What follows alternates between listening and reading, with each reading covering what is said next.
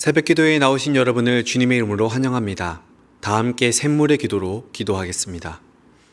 마음 모아 샘물의 기도를 하나님께 드립니다. 먼저 우리의 믿음을 고백합니다. 여호와는 나의 목자시니 내게 부족함이 없으리로다. 아멘. 우리의 선한 목자 되신 하나님, 주님의 인도하심 안에 참된 평안과 만족을 누리게 하심을 감사합니다. 가정의 달을 맞아 우리의 가정과 공동체 가운데 주님의 선하심과 인자하심이 날마다 새롭게 경험되게 하옵소서. 교회와 예배를 위해 기도합니다. 주의 집에 사는 자들은 복이 있나니 그들이 항상 주를 찬송하리이다. 아멘. 예배 받으시기에 합당하신 하나님, 샘물 공동체가 예배를 통해 주님의 임재를 경험하게 하시고 말씀을 통해 생명의 능력을 체험하게 하옵소서.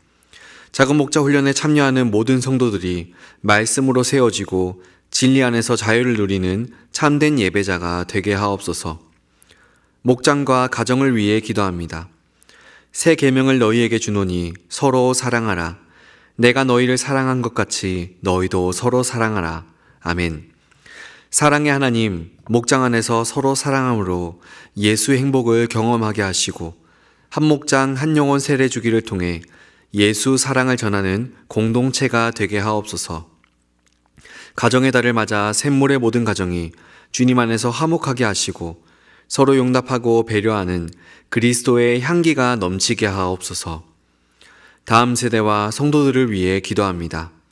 여호와의 친밀하심이 그를 경외하는 자들에게 있으며 그의 언약을 그들에게 보이시리로다. 아멘.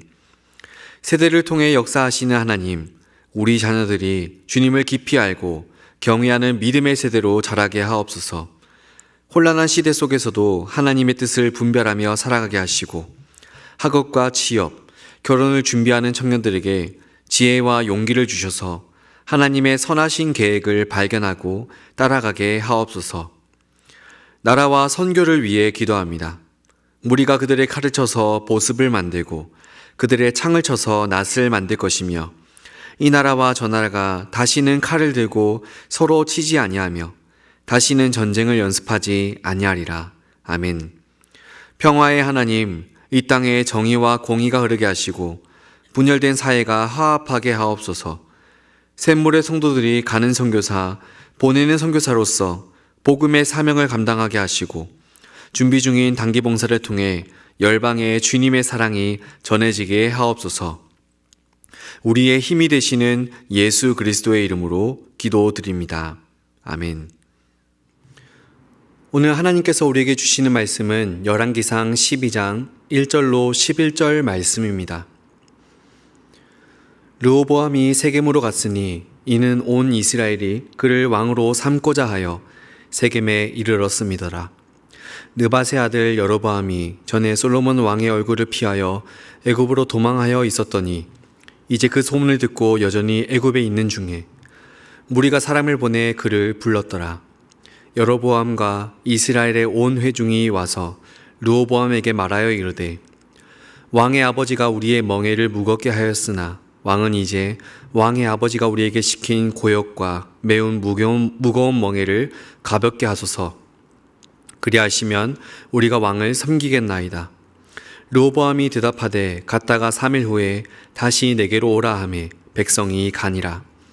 르호보암 왕이 그의 아버지 솔로몬의 생전에 그 앞에 모셨던 노인들과 의논하여 이르되 너희는 어떻게 충고하여 이 백성에게 대답하게 하겠느냐. 대답하여 이르되 왕이 만일 오늘 이 백성을 섬기는 자가 되어 그들을 섬기고 좋은 말로 대답하여 이르시면 그들이 영원히 왕의 종이 되리이다 하나 왕이 노인들이 자문하는 것을 버리고 자기 앞에 모셔 있는 자기와 함께 자라난 어린 사람들과 의논하여 이르되 너희는 어떻게 자문하여 이 백성에게 대답하게 하겠느냐. 백성이 내게 말하기를 왕의 아버지가 우리에게 매운 멍에를 가볍게 하라 하였느니라. 함께 자라난 소년들이 왕께 아뢰어 이르되 이 백성들이 왕께 아뢰기를 왕의 부친이 우리의 멍에를 무겁게 하였으나 왕은 우리를 위하여 가볍게 하라 하였은즉 왕은 대답하기를 내 새끼손가락이 내 아버지의 허리보다 굵으니 내 아버지께서 너희에게 무거운 멍에를 매게 하였으나 이제 나는 너희의 멍에를 더욱 무겁게 할지라. 내 아버지는 채찍으로 너희를 징계하였으나 나는 전갈 채찍으로 너희를 징계하리라 하소서. 아멘. 오늘의 말씀은 선택의 기준입니다. 여러분, 우리는 이 땅을 살아가면서 수많은 선택을 하며 살아갑니다. 아침에 일어나서부터 저녁에 잠들 때까지 크고 작은 선택들이 우리 앞에 다가오고 있죠. 특히 인생의 중요한 갈림길에 서게 될 때면 더욱 많은 고민을 하게 됩니다. 이런 순간을 마주할 때마다 어떤 기준을 가지고 우리는 선택을 해야 할까요? 누구의 조언을 과연 들어야 하겠습니까? 오늘 본문에 나오는 르호보암이라는 사람도 똑같은 고민에 직면하고 있었습니다. 아버지 솔로몬이 죽고 자신이 왕이 되는 순간 백성들이 찾아와 그에게 호소합니다. 왕의 아버지가 우리를 무겁게 하였으니 이제는 그 무거운 멍에를 가볍게 해주소서. 그때 르호보암은 3일의 시간을 두고서 요청하고 두 그룹에게 조언을 구합니다. 원로들과 젊은 신하들로부터 전혀 다른 조언을 듣게 된 것입니다. 그러나 그는 잘못된 선택을 해서 나라가 둘로 나누어지는 비극을 맞이하게 됩니다. 그렇다면 오늘 이 땅을 살아가는 우리는 어떻게 해야 할까요? 오늘은 선택할 때 무엇을 고려해야 하는지 함께 고민해 봅시다. 첫째로, 선택할 때 우리는 무엇을 고려해야 할까요? 첫 번째로는 하나님을 우선하라. 여러분, 선택할 때 가장 먼저 고려해야 할 것은 하나님을 우선하는 것입니다. 르호보암이 받은 두 조언을 보면 가장 중요한 것이 빠져 있습니다.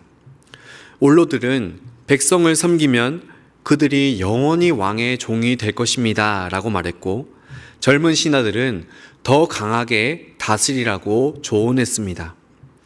둘 다 정치적인 판단에 의한 조언들이었습니다. 그런데 정작 가장 중요한 것이 빠져 있습니다. 그것은 하나님의 뜻입니다. 하나님의 뜻. 하나님의 뜻이 무엇인지, 하나님이 기뻐하시는 방향이 무엇인지를 누구도 묻지 않고 있었던 겁니다. 신명기 17장에서 하나님께서 이스라엘 왕에게 주시는 교훈을 주목해 보시기 바랍니다. 신명기 17장 18절로 19절 말씀입니다. 그가 왕위에 오르거든 이 율법서의 등사본을 레위 사람 제사장 앞에서 책에 기록하여 평생에 자기 옆에 두고 읽어 그의 하나님 여호와 경외하기를 배우며. 이 말씀에 따르면 이스라엘의 왕이 왕위에 올라서서 가장 먼저 해야 할 일은 하나님의 말씀을 곁에 두고 하나님을 경외하는 일을 배우는 것이었습니다. 사랑하는 성도 여러분, 우리도 중요한 선택들을 하게 될 때가 많습니다. 그때 무엇을 고려해야 하겠습니까? 가장 먼저 하나님이 기뻐하시는 일이 무엇인지를 고민하는 우리가 되기를 바랍니다. 돈이 많이 되는 일인가? 사람들이 인정해 주는 일인가? 이런 것보다 하나님께서 원하시고 하나님이 기뻐하시는 일인가? 그것이 우리의 선택의 기준이 되기를 간절히 바랍니다. 둘째로, 선택할 때 우리는 무엇을 고려해야 할까요? 둘째로, 말씀을 기준하라. 선택할 때 두 번째 고려해야 할 것은 하나님의 말씀을 기준으로 삼는 것입니다. 여러분, 1절에 언급된 세겜이란 장소를 주목해 보시기 바랍니다. 이스라엘에게 있어서 세겜은 매우 의미가 깊은 곳이었습니다. 거기는 아브라함이 처음 제단을 쌓은 곳이요, 여호수아가 백성들과 함께 하나님께 충성을 서약한 곳이었습니다. 여호수아서 24장에서 백성들은 이렇게 고백했었죠. 24장 24절입니다. 백성이 여호수아에게 말하되 우리 하나님 여호와를 우리가 섬기고 그의 목소리를 우리가 청종하리이다 하는지라. 아멘. 바로 이 세겜에서 이스라엘 백성들이 하나님의 언약을 기억하고 말씀에 순종하겠노라 다짐했던 겁니다. 그런데 정작 르호보암과 신하들, 그리고 북쪽 지파 사람들까지 그 당시 사람들을 돌아보면 그들은 아무도 하나님의 말씀을 기준 삼아 생각하지 못하고 있었습니다. 모두가 현실적인 이익, 정치적인 계산, 권력 관계만 생각할 뿐이었습니다. 하나님 나라 백성의 정체성이 완전히 사라지고 있었던 겁니다. 솔로몬 그의 말년은 엉망이긴 했지만 그가 왜 하나님께 처음엔 인정을 받았습니까? 그가 듣는 마음을 구했기 때문이었습니다. 하나님의 음성을 듣고 순종하고자 하는 마음을 구했던 거죠. 성도님들, 우리도 선택할 때 성경이 뭐라고 말하는가? 성경이 우리에게 가르쳐주는 바가 무엇인가를 기준으로 삼게 되길 바랍니다. 세상 사람들은 손해와 이익을 계산하지만 우리는 이것이 하나님 말씀에 맞는 일인가? 하나님이 여기서 무슨 말씀을 주시는가를 가장 먼저 고려하고 생각하게 되기를 간절히 바랍니다. 마지막 세 번째로 선택할 때 우리는 무엇을 고려해야 하는가? 하나님을 우선해야 하고 말씀을 기준 삼아야 한다고 했습니다. 마지막 세 번째는 영원을 생각하라. 선택할 때 세 번째로 고려해야 할 것은 영원한 관점에서 생각하는 것입니다. 여러분, 르호보암의 선택이 가져온 결과를 보십시오. 그는 젊은 신하들의 조언을 따라 이런 선택을 합니다. 10절로 11절입니다. 왕은 대답하기를 내 새끼손가락이 내 아버지의 허리보다 굵으니 내 아버지께서 너희에게 무거운 멍에를 매게 하였으나 이제 나는 너희의 멍에를 더욱 무겁게 할지라. 젊은 신하의 조언은 르호보암 자신에겐 자신의 권위를 세우고 입지를 다지는 달콤한 제안으로 다가왔을 겁니다. 그리고 결국 그것을 선택함으로 행동으로 옮기죠. 하지만 결과는 나라가 분열되는 것이었습니다. 통일 왕국의 마지막 왕이 되었던 것이죠. 반면에 원로들의 조언은 어떠했습니까? 7절을 주목해 보십시오. 대답하여 이르되 왕이 만일 오늘 이 백성을 섬기는 자가 되어 그들을 섬기고 좋은 말로 대답하여 이르시면 그들이 영원히 왕의 종이 되리이다 하나. 원로들은 영원의 관점에서 조언을 했습니다. 장기적인 관점에서 조언을 해줬던 것입니다.